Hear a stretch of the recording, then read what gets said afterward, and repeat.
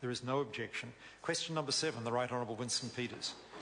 Mr. Speaker, my question is to the Prime Minister and asks, does he stand by all his statements? The Right Honourable Prime Minister. Mr. Speaker, yes. The Right Honourable Winston Peters. Does he stand by his statement at the Monday 18 June press conference on the impact of immigration on entitlement to New Zealand super, where he said, quoting him, yes, there are some people who come to New Zealand and either are in the workforce for a short period of time or are not in the workforce at all, but for the most part they are a very small group, end of quotes. The Right Honourable Prime Minister. Mr. Speaker, yes, and I advise those who get New Zealand super are 592,470, and those who have qualified at over 55 years of age and therefore got New Zealand super but wouldn't have worked for very long are 14,135. The Right Honourable Winston Peters. Did he mislead the public by selectively using a number of 14,135 immigrants aged 56 and over who are already receiving New Zealand super rather than reveal the full real extent of entitlement to New Zealand super, when immigration stats show that 15,499 people just in the 60 and over bracket, not 55 and over, 60 and over bracket, have been granted residence from non-reciprocal pension agreement countries and will be entitled to New Zealand super after only 10 years? The Right Honourable Prime Minister. Mr. Speaker, no, and anybody that is here for 10 years or longer is entitled to New Zealand super. The advice I've had is those aged over 55 are 14,135, of which the estimated Chinese number is 3,444, not 22,000 as per the Dominion Road Chinese restaurant. Subject question. The Right Honourable Winston Peters. So is he saying that this Department of Labour source document showing that non-reciprocal arrangement countries for 60 and over, just that small category, not 55 plus, but 60 and over, is 15,499 precisely? And does he not acknowledge that the changes introduced to immigration policy in May this year in the parental category are a belated response to the huge influx of migrants who will, after only 10 years residency, be entitled to full New Zealand super? The Right Honourable Prime Minister. What is true, the member says, is the government has tightened up the provision in the way that allows people in. The MSD numbers we have are 14,135, and of that, 3,444 are likely to be people who have come and not been in the workforce either at all or very little, who are Chinese getting New Zealand super, not 22,000 as the members made out. The Right Honourable Winston Peters. Can the Prime Minister not seem to understand that the figure of 15,499 is the entitlement figure, which was the subject of the debate he spoke to the press conference about?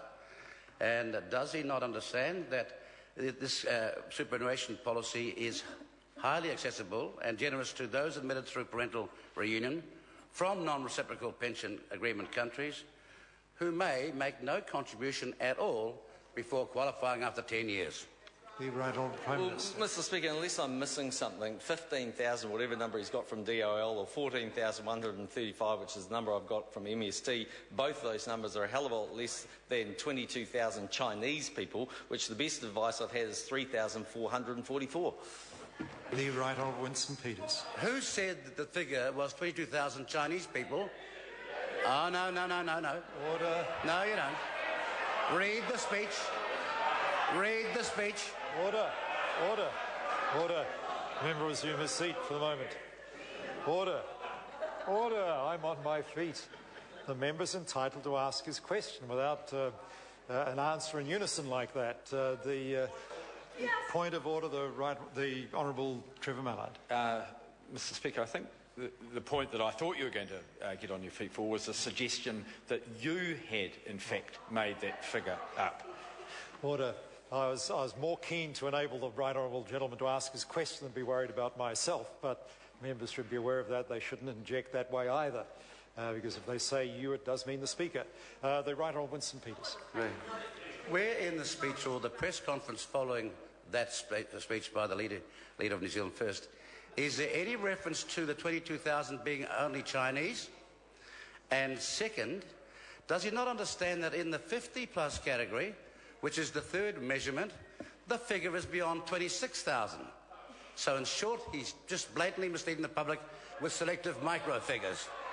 The Right Honourable Prime Minister. Mr Speaker, I'm prepared to accept that when the member was talking in hushed tones about some Chinese dude he'd once met who hung out somewhere that couldn't back up his numbers but liked chicken chow mein from a Dominion Road Chinese restaurant, that I may have got it slightly confused. Point of order, the Right Honourable Winston Mr Speaker, Peters. the Prime Minister can ramble on as much as he likes. Much he likes. Order. Order. Order. Order. Now, order, I'm on my feet. I invite the Right Honourable Member to go back and read the Hansard of his question. Given the question asked, the Prime Minister had a lot of licence in how he answered. And I see very little grounds for any point of order over the Prime Minister's answer, but I'm prepared to listen. Right Honourable Winston Peters. Mr Speaker, don't think I've got the Hansard. I've got the question right in front of me. None of that enables the Prime Minister, surely within standing orders, to ramble on about chicken chow mein. Order.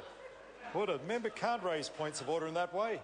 And if in fact, as he claims, that he asked exactly a question that he had written in front of him, I'd be very surprised.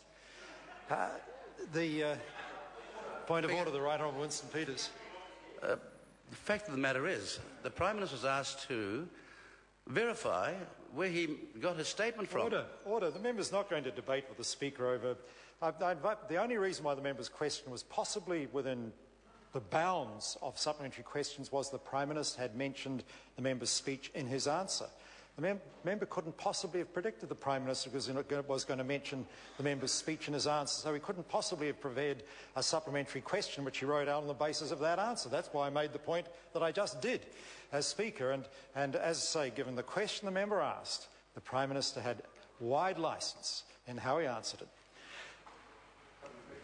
The member's already had 5 supplementaries, I'm afraid. That well, that's because you squashed it. Has used the entitlement for New Zealand First. Fortunately, I didn't hear that final interjection.